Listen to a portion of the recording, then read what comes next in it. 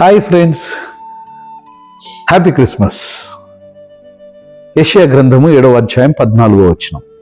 కాబట్టి ప్రభువు తానే ఒక సూచన మీకు చూపును.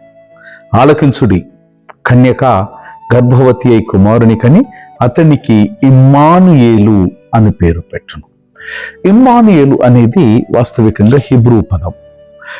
ఎమ్మా ప్లస్ నో ప్లస్ ఎల్, ఈ మూడు పదాల యొక్క కలయిక ఇమ్మాన్యుయల్. ఆంగ్లంలో ఈతో ప్రారంభ అక్షరము కొన్ని సందర్భాలలో, మరికొన్ని తర్జుమాల్లో ఐ అనేటువంటి అక్షరంతో ప్రారంభమవుతున్నది. ఇమ్ అన్నటువంటి హీబ్రూ పదం యొక్క అర్థం ఏంటంటే తోడు. ఇమ్ అనగా కలిసి, ఇమ్ అనగా సమీపములో. ఇది ఉపసర్గం లేదా ప్రిపోజిషన్. దీని యొక్క భావము ఏంటనగా ఈ తోడు లేదా కలిసి లేదా సమీపములో అనేది ఇది కేవలము భౌతికమైనటువంటి సామీప్యాన్ని మాత్రమే కాదు, కానీ సహవాసాన్ని సూచిస్తుంది, భాగస్వామ్యాన్ని సూచిస్తుంది, నిబద్ధమైనటువంటి దేవుని యొక్క సన్నిధిని ఇమ్ అనే హిబ్రూ పదం సూచిస్తుంది.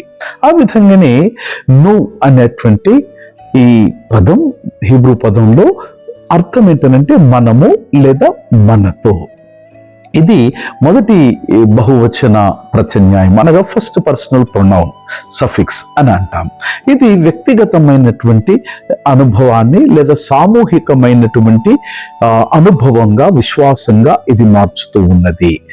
ఎల్ అన్నటువంటి పదం యొక్క అర్థం ఏంటంటే దేవుడు లేదా శక్తిమంతుడు. దైవ నామం యొక్క మూల పదం, it is a divine name. El Shaddai, El Elyon అనేటువంటిది మనం చూస్తాం. ఎల్ షదాయ్ అనగా సర్వశక్తిమంతుడైన దేవుడు, ఎల్ ఏలియోన్ అనగా అత్యున్నతమైనటువంటి దేవుడు అని అర్థం. ఇక్కడ ఉన్నటువంటి ఎల్ సాధారణమైనటువంటి దేవుడు కాదు, సర్వశక్తిమంతుడు, ఒడంబడిక కలిగినటువంటి దేవునిగా మనం చూస్తాం. పూర్తి సామర్థ్యంలో ఈ ఇమ్మానుయేల్ అన్నటువంటి ఈ పదము ఇమ్ తో, ను మనతో, ఎల్ దేవుడు అనగా ఇమ్మానుయేల్ అనగా దేవుడు మనతో ఉన్నాడు.